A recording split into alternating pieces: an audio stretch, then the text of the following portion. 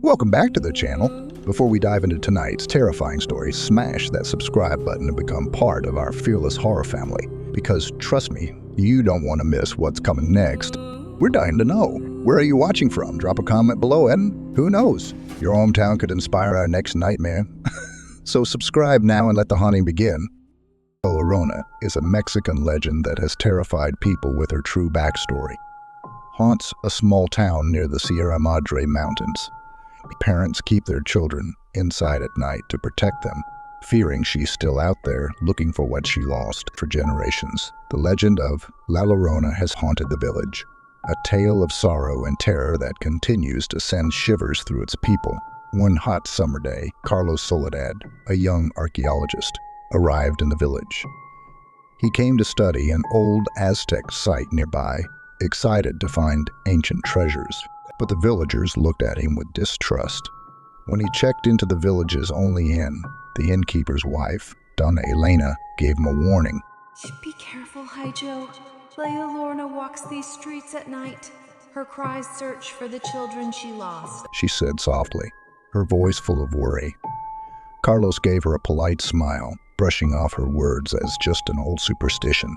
He had heard stories of La Llorona before, but as a man of science, he didn't believe in such things.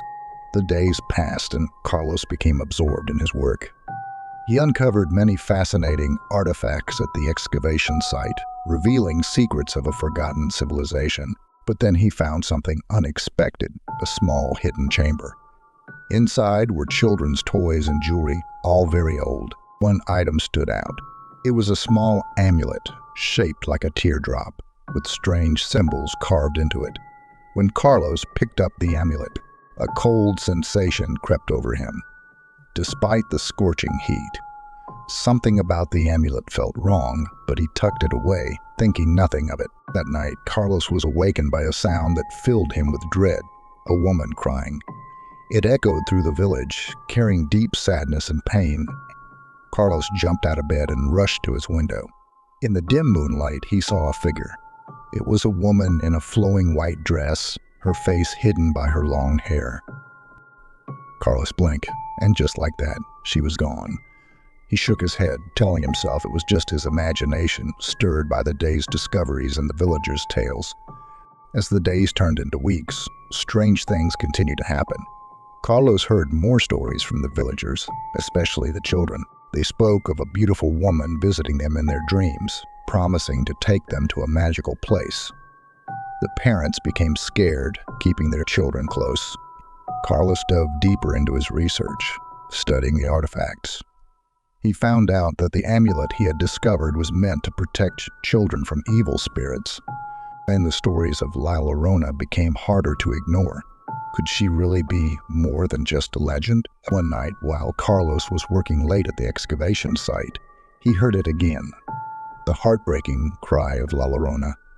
This time, he wasn't going to ignore it. He grabbed the amulet and followed the sound, determined to find the truth. He walked to the edge of the village, near a small stream, and there she was.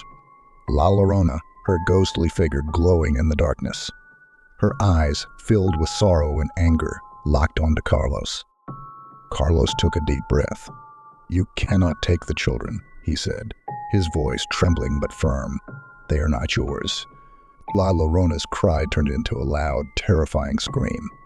She rushed toward Carlos, her hands outstretched, reaching for his throat. In desperation, Carlos lifted the amulet high.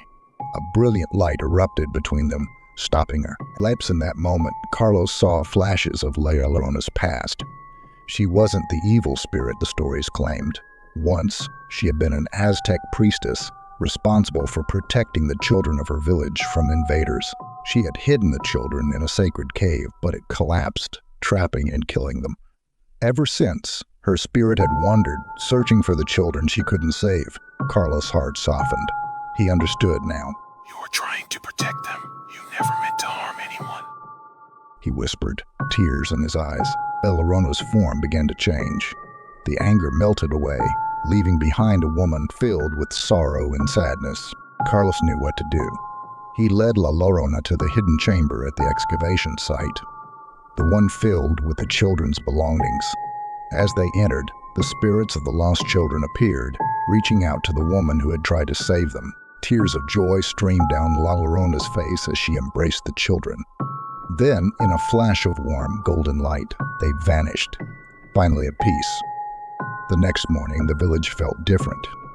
The heavy fear that had weighed on the people for so long had lifted. Children played in the streets, no longer troubled by nightmares of the weeping woman. Carlos knew that no one would believe what had truly happened.